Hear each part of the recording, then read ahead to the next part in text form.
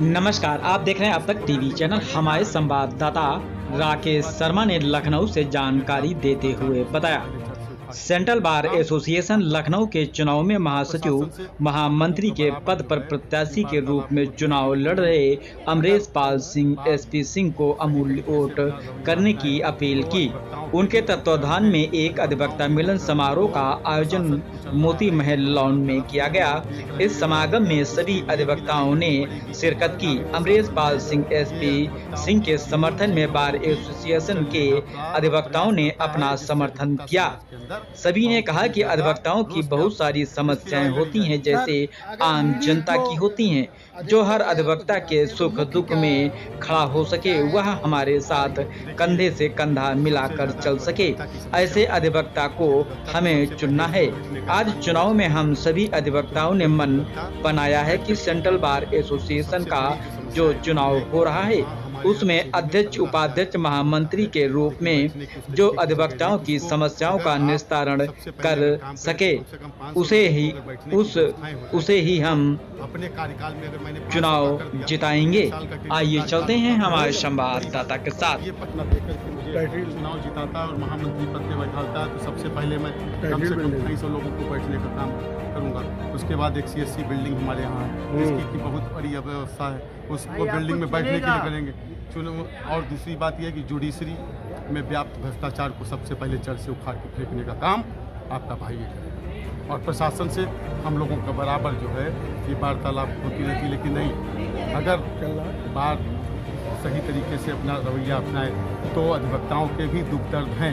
अधिवक्ताओं के दुख दर्दों को प्रशासन कुचल रहा है, ये हमारा तरफ से हम लोग देख रहे हैं। इसके लिए भी लड़ाई लड़नी पड़ेगी कि जितना भी प्रशासन है ये अधिवक्ताओं की जिनून चीज़ों को भी कुचलने का प्रयास करता है, जिससे अधिवक्ता समाज के अंदर बहुत ही ज़्यादा रोष व्याप्त है। इसकी लड़ाई लड़ी जाएगी। सर, अगर पीड़ित जो अधिवक्ता भाई आपको जिताते हैं तो मुख्य क्या समस्याएं हैं जो आ रही हैं? देखिए, सबसे ज़्यादा जो अधिवक्ता की समस्या होती है कि अधिवक्ता को सबसे पहले उसको बैठने का स्थान मिलना चाहिए, क्योंकि कोई भी अधिवक्ता बैठ करके ही काम करेगा।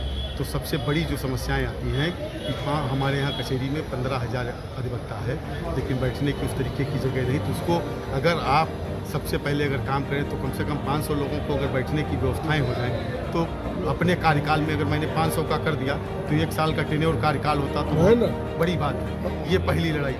दूसरी लड़ाई ये है कि लगातार कोर्टों में अधिवक्ताओं के साथ दुर्व्यवहार हो। जो हमारा युवा अधिवक्ता साथी है, उसके साथ कोर्टें दुर्व्यवहार पूर्ण तरीके से कार्य करती हैं, जिससे कि अधिवक्ताओं में रोष रहता है और अधिवक्ता अपनी शिकायत कहाँ करे, बार में ही करे। बार हमारी कमजोर थी, इसलिए आम अधिवक्ता की बात नहीं सुनी गई। अब हम लोग ये लड़ाई लड़ेंगे, बाकायदा उस कोर्ट का बाइकाट करेंगे। कहीं पे भी भ्रष्टाचार का अगर मामला आएगा तो हम लोग जुडिशरी से बात करेंगे और हम लोग लड़ाई लड़ेंगे। अधिवक्ता का अगर सम्मान नहीं मिलेगा तो फिर अधिवक्ता की राजनीति करने का कोई मतलब नहीं। अधिवक्ता बिल को लेके क्या कहेंगे आप? अधिवक्ता बिल नहीं, अधिवक्ता प्रोटेक्शन एक्ट। अधिवक्ता प्रोटेक्शन एक्ट ऐसा है कि राजस्थान में पास हुआ। अभी हमारे यहाँ अधिवक्ता प्रोटेक्शन एक्ट पे अभी एक ड्राफ्टिंग कमेटी बनाई। जल्दी ही हापुड़ की एक घटना हो गई थी, उसको लेकर के काफ़ी दिन तक बार काउंसिल ने बाकायदा बहुत लंबी स्ट्राइक चली। इतनी बड़ी स्ट्राइक आज तक नहीं। उस स्ट्राइक में एक बाकायदा जॉइंट वेंचर कमेटी बनाई। उस कमेटी पे ड्राफ्टिंग कमेटी को सौंप दिया गया। तो उस पर अभी क्या है, कमेटी का अभी मसौदा हम लोगों के सामने नहीं आया, लेकिन हम अगर बैठते हैं उसमें तो उसके बाद निश्चित रूप से हम लोग देखेंगे कि जो अधिवक्ता प्रोटेक्शन एक्ट है उससे अधिवक्ताओं को किस तरीके से प्रोटेक्ट किया जाए, और जो फर्जी तरीके से अधिवक्ताओं को बदनाम करने का कार्य करते हैं उनके ऊपर रोक लगाने का काम हम लोग करेंगे। क्योंकि आम अधिवक्ता इससे पीड़ित रहता है, क्योंकि बहुत से लोग अधिवक्ता के भेष में जगह जगह पर घटनाएं कारित करते हैं और अधिवक्ता समाज को हमारे बदनाम किया जाता है। आपके अगेंस्ट में सर हनी सिंह खड़े हुए हैं, उसके बारे में क्या आप हनी दीक्षित?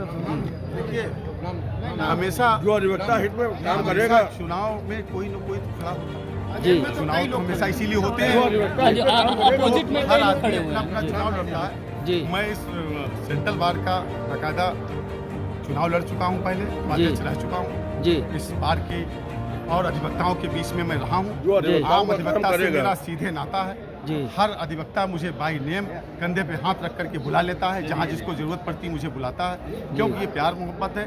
15-17 सालों से मैं आम अधिवक्ताओं के बीच में काम करता हूँ और मैंने पहली बार में ही उपाध्यक्ष पद की विजय प्राप्त की थी। पहली बार ही मैं चुनाव लड़ा था और मैं पहली बार ही महामंत्री पद पे चुनाव लड़ रहा हूँ और पहली बार में ही विजय प्राप्त करूँगा, क्योंकि आम अधिवक्ता का साथ है, आशीर्वाद है। आप खुद देख रहे हैं कि बराबर सब पूरा अधिवक्ता समाज ही यहाँ पे अधिवक्ता हित में कम से कम 7,000 अधिवक्ता यहाँ आया है, सारा अधिवक्ता आशीर्वाद दे रहा है। तो आम अधिवक्ता की आवाज़ है और वो जिताएगा, विजय दिलाएगा, क्योंकि उसके लिए हम लोग काम किए हैं, लड़ाई लड़ी है, जेल गए हैं हम लोग। सिर्फ अधिवक्ता आंदोलनों में एक एप्लीकेशन और नहीं, एक मुकदमा कहीं नहीं पंजीकृत, सिर्फ अधिवक्ता आंदोलन के मुकदमे पंजीकृत, उसमें जेल गए हूँ। कोई चोरी चमारी नहीं, किसी भी अधिवक्ता का मान सम्मान नहीं गिरने दूंगा, ये संकल्प लेता हूँ बिल्कुल।